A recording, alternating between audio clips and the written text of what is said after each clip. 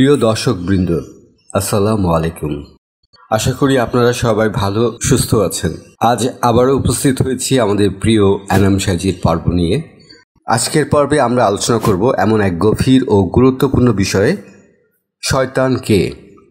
আদম আলাইহিস সালামকে সিজদা করতে অস্বীকৃতি জানানোর পর ইবলিস কিভাবে শয়তানে পরিণত হলো, অথচ পবিত্র কোরআনে আল্লাহ তাআলা আবার বলেছেন, তোমরা মানুষের পায়ে সিজদা করো না।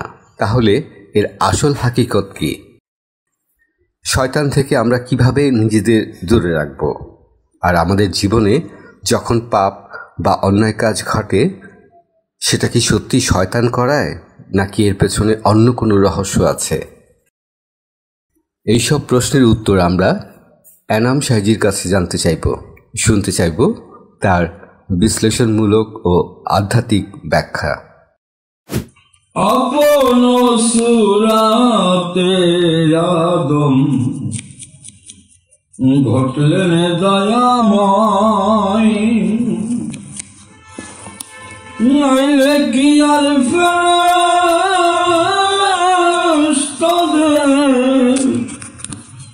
সেজদা দিতে কই, ওরে মন সেজদা। সৃষ্টিতে একজনই ছিল, সে কে? আজাজিল। আজাজিল শব্দের অর্থ হচ্ছে সর্দার, প্রধান, ফেরেশতাদের সর্দার। এই আজাজিল আসলে ফেরেশতা ছিল না। ইতিহাস প্রমাণ করে যে আজাজিল ছিল জিন জাতি। নাম ছিল আবেদ, আবেদ থেকে হয় মকরুম, মকরুম থেকে হলো আজাজিল। আর এই আজাজিল, একমাত্র আজাজিল আল্লাহর সৃষ্টি আদমকে সম্মান প্রদর্শন করে নাই, তাই তাকে আল্লাহ পাক ইবলিস বলিয়া ঘোষণা দিলেন। এটা হাদিস এবং ইতিহাসে প্রমাণ করে। ইবলিস শব্দের অর্থ হচ্ছে শয়তান, খারাপ, তুই খারাপ, বিতাড়িত হও। এখন এখানে সৃষ্টিতে ছিল একজন, কিন্তু বংশবৃদ্ধি হয়েছে। এখন আল্লাহ পাকের কাছে ইবলিস প্রার্থনা করলো যে আমি এত বছর সারাটা জীবন যে আরাধনা করেছি, তার বিনিময়ে আমাকে এই ক্ষমতাগুলো প্রদান করা হোক। আমাকে তো বিতাড়িত করাই হলো, কিন্তু আমি তোমার আদমের প্রতিটা শিরা উপশিরায় প্রবাহিত হতে পারব, আমি বাতাসের সঙ্গে চলতে পারব, আমার ইচ্ছা খুশি মতো আমি ঘুরতে পারব। তা আল্লাহ বললো যে তোকে সেটা দান করলাম, কিন্তু আমার যে বান্দা হবে তুই ইবলিস তার কাছে যেতে পারবি না, তাই না? তাহলে ওখানে শয়তান বা ইবলিস, তাই তো? এখন আমরা বলি শয়তান, আসলে মূল কথাটা হচ্ছে ইবলিস। ইবলিসকে যে আল্লাহর হুকুম অমান্যকারী। তখন এই আল্লাহর হুকুম অমান্য করি ধরা দামে এসে আমরা যারা মানব রূপে আসলাম, আমাদের মধ্যে বেশিরভাগই আমরা আল্লাহর হুকুম পালন করি না। তাহলে আমরা কি ইবলিসের ওই দলে হয়ে গেলাম? তো এখন বলছে যে আমার মধ্যে খারাপ কাজগুলো করাই কেনা। তাহলে আমার ভিতরে যে পঞ্চআত্মার বসত আছে, তার চারটা আত্মা হচ্ছে জীবাত্মা, একটা পরমাত্মা। তো পরমাত্মার কাছে কখনো ইবলিস যেতে পারে না। এই যে চারটা জীবাত্মা আছে, এদেরকে ইবলিস প্রভাবিত করে, আর প্রভাবিত করাইয়া আল্লাহর বিরুদ্ধে যে কাজগুলো আছে বা আল্লাহর যে আরাধনা, এটার থেকে তারা আমাদের সরাই নিয়ে যায়। তারা হচ্ছে আমাদের আত্মা, মানুষের আত্মা। তাহলে ইবলিসের বসত কোথায়? আমাদের আত্মার মধ্যে। এখন এখানে যখন ইবলিস বসত করে, আল্লাহ সরে থাকে বা আল্লাহকে সরাই রাখি, তখনই তো আমরা খারাপ পথে যাই। তাহলে শয়তান তো এসে আমাদের করে না, আমাদের মধ্যে শয়তান বসত। তাই আমরা বলি আউযু বিল্লাহি মিনাশ শাইতানির রাজিম বিসমিল্লাহির রহমানির রহিম, যে আমি জানি যে আমার মধ্যে শয়তান আছে, আর সেই শয়তান থেকে পানা চাই আমরা স্রষ্টার কাছে। যদি আমরা পরমকে শক্তিশালী করতে পারি তাহলে আর শয়তান আমাদের বিপথে নিতে পারবে না। আর একটা কথা জানি কি বললে, যে শয়তান আমাদের খারাপ কাজ করায়, এটা তো আমি বললাম। আদম কি মানুষ? যে বেহেশতে ছিল, মানুষ কি বেহেশতে থাকে নাকি? তখন সে ছিল আদম এবং ইনসান। এখন সেখানে আল্লাহ প্রথম যখন বলল যে তাকে সেজদা করো, কেউ কিন্তু করে নাই, ফেরেশতারা কেউ করে নাই, তাই না?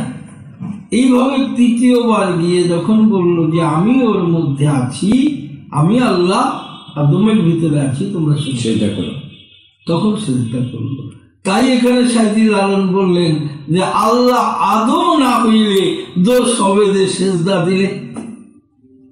আমি একটা আলোচনায় বলছি নিরাকারে সেজদা হারাম, আকারে সেজদা সেজদা। এখন আকার কি? এই মানুষ, মানব রূপ। আর নিরাকার কি? অন্ধকার, কিছুই নেই। তাহলে এখানে সেজদাটা দেবো কোথায়?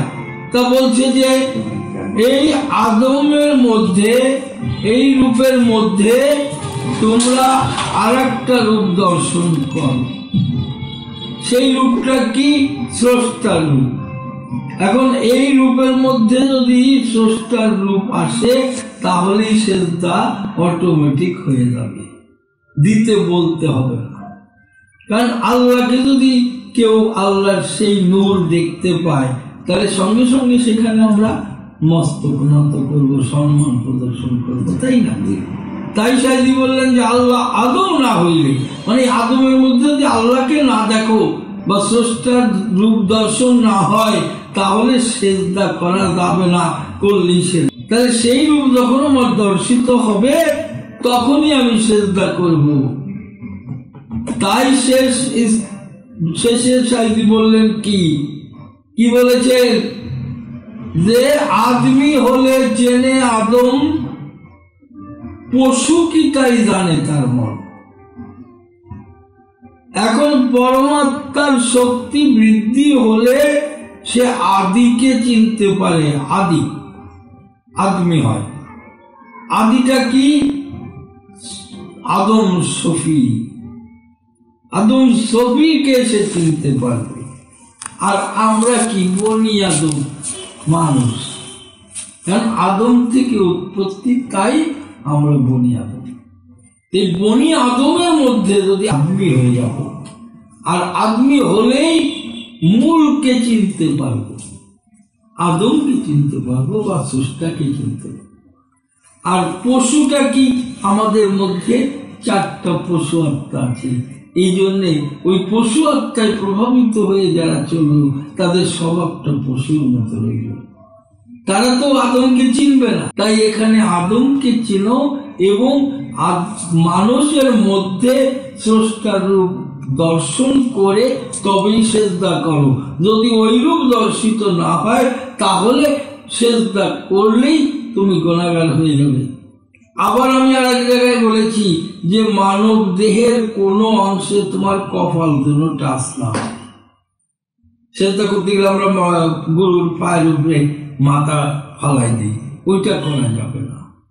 কারণ এই যে রূপ, এটা প্রথমে বলেছি যে খালাকাল আদম সূরাতিহি, আল্লাহ নিজ রূপ দ্বারা এই রূপ তৈরি হয়েছে। তাহলে এই রূপটা আল্লাহর না, তাহলে আল্লাহর রূপটা কি আমি মানুষের পায়ে দেখাইতে পারি? পারবো না, পারা উচিত না। আর ঠেকাইলেই গুনাহগার হয়ে যেতে হবে। তাই সেজদা করতে বলছে কোথায়? যে তোমার আদম সূরাত যদি দেখে বলো, আদম সূরাতের মধ্যে রুহানিতে আল্লাহর রূপ দর্শন হয়ে যায়, তবে তার সামনে গিয়ে তুমি নিজের হাতের উপরে কপাল ঠেকায় সেজদা করো। কারণ নিজের গায়ের উপরে কপাল ঠেকায় সেজদা করো। তুমি যদি ওই মাটিতে চোখ বন্ধ করে সেজদা দাও, ওইটা নিরাকারের সেজদা। আর যদি তুমি মানুষের গায়ে কপাল ঠেকায় সেজদা করো, তাহলে হবে শিরক সেজদা। তাহলে আমি সেজদা করবো কোথায়? যে পথ ধরে আসছে ওই মানুষটা, তার মধ্যে আল্লাহকে দর্শন করলাম, আল্লাহর রূপ দর্শন করলাম, আল্লাহর রুহানিয়াত শক্তি দেখলাম, সেই মানুষকে আমি সম্মান দেখাবো, তার সামনে সেজদা করবো, কিন্তু সেটা তার গায়ে বা পায়ে নয়। তাহলে তুমি আকার হয়ে যাবে আর শিরক হয়ে যাবে। যে আপন সুরাত দ্বারা এই আদমের রূপ তৈরি করেছে বা সৃষ্টি করেছে, তৈরি তো আল্লাহ করে নাই, আল্লাহ সৃষ্টি করেছে।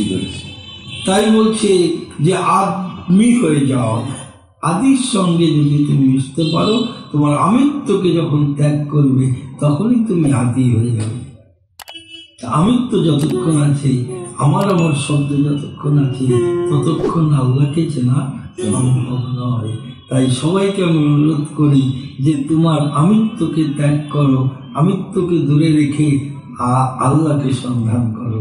আর সন্ধান করলেই মূল বিষয়গুলো জানতে পারবে, কোথায় সিজদা করা হারাম আর কোথায় সিজদা করা শিরক আর কোথায় সিজদা করা যাবে। ধন্যবাদ সবাইকে।